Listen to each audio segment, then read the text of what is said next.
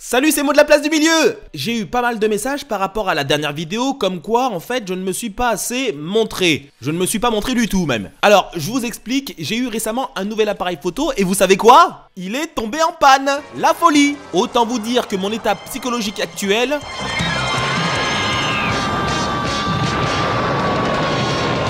est plutôt calme. De toutes les manières, vous inquiétez pas, je me débrouille de mon côté parce qu'il y a pas mal de vidéos que j'aimerais tourner. En attendant, restons positifs. Allez, vamos! Vamos!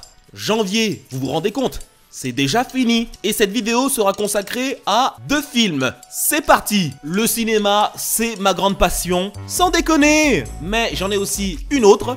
C'est le MotoGP, le championnat du monde de moto où les meilleurs s'affrontent sur 19 circuits dans la planète. Et c'est un sport de malade. Ça dépasse, ça tombe, ça gagne, ça se bat, ça perd, ça se clash. Ce sport est une concentration d'émotions. Et quand je rencontre certaines personnes, il y en a qui se ramènent avec leurs gros sabots pour me dire « Je ne trouve aucun intérêt de voir des motards tourner en rond dans un circuit. » Ce sont les mêmes personnes qui déclarent « Regarder le foot, c'est voir des gens courir après un ballon. Regarder du tennis, c'est voir des gens s'échanger une balle. Être youtubeur, c'est juste se filmer dans sa chambre. » Et ça, on peut le décliner à l'infini. Mais c'est pas possible, y a pas que ça. Il y a du contenu, du travail, des codes à connaître. C'est beaucoup plus intéressant que ça en a l'air. C'est pas possible ça.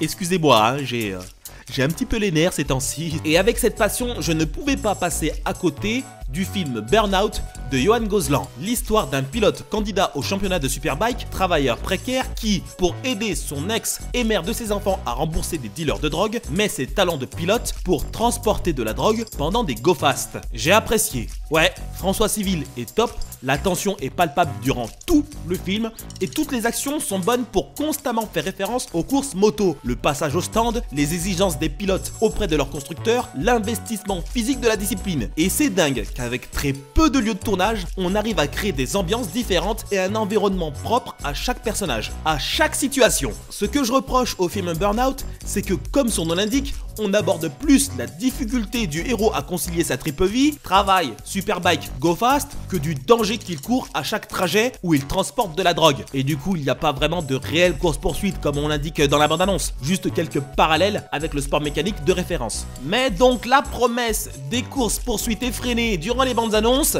n'est pas vraiment au rendez-vous. Eh oui, c'est un bon film.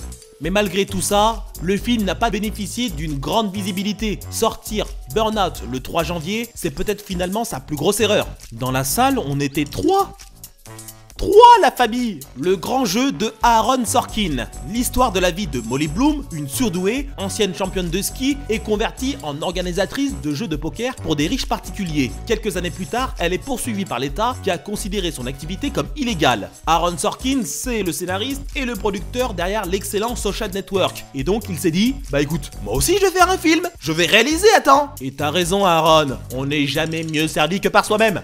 C'était un chouette film. Le casting est magnifique. Jessica Chastain, Idris Elba sont vraiment bons. Un bon délire. Le long métrage est rythmé et on éprouve vraiment de l'intérêt pour ce qui a pu arriver à l'ensemble des personnes de l'histoire. C'est tiré d'une histoire vraie et donc on veut connaître le fin mot de l'histoire. Mais un film adapté d'un roman autobiographique. Je fais pas de procès d'intention au film, attention, mais je pense qu'il aurait été bon d'équilibrer le rôle du personnage principal. Molly Bloom, là, c'est une sainte en fait. Et quand on traite un personnage comme ça, qu'on le rend trop angélique, est-ce que tu crois que je vais tout gober? Non, j'y crois pas. À d'autres! Mais honnêtement, quand tu sais que le film est tiré d'un roman écrit par celle qui a vécu les faits, sans juger, on se dit tout de suite que Molly Bloom s'est donné le plus beau rôle dans cette histoire. 2e mai, qu'est-ce que c'est bavard? Ça parle trop dans ce film. On le devine tout de suite, Aaron Sorkin aime la description. Mais ce qu'il peut exprimer en une phrase, lui, il en fait 10. Les faits sont reportés par Molly en voix off. Et elle décrit tout ce qu'elle fait, alors qu'on le voit nous-mêmes certaines fois. Et quand les tirades sont interminables, que les dialogues traînent en longueur, eh bien l'intérêt se perd durant le long métrage. Et enfin, parlons des enjeux. c'est pas énorme. On avance linéairement dans la vie de Molly Bloom. Il y a quelques éléments perturbateurs, certes, mais les chantages sont pas ouf. Molly protège des secrets, mais pour des raisons qui ne nous touchent pas du tout. Et quand les enjeux ne sont pas si importants, est-ce qu'on est vraiment impliqué dans l'histoire? Et le film est pas mal, mais j'ai l'impression que Aaron Sorkin a voulu réaliser son social network à lui. De la même manière que Wally Pfister a voulu faire son Inception à lui. Mais en comparant les deux, le grand jeu est nettement mieux. Qu'on soit clair. N'hésitez pas à me faire part de vos points de vue, c'est ça qui rend la vie intéressante. Merci d'avoir suivi cette vidéo, n'hésitez pas à mettre un pouce bleu si ça vous a plu. Abonnez-vous à la chaîne, cela va de soi. Et d'ici là, n'oubliez pas que la meilleure place au cinéma, c'est la place du milieu. Allez, ciao!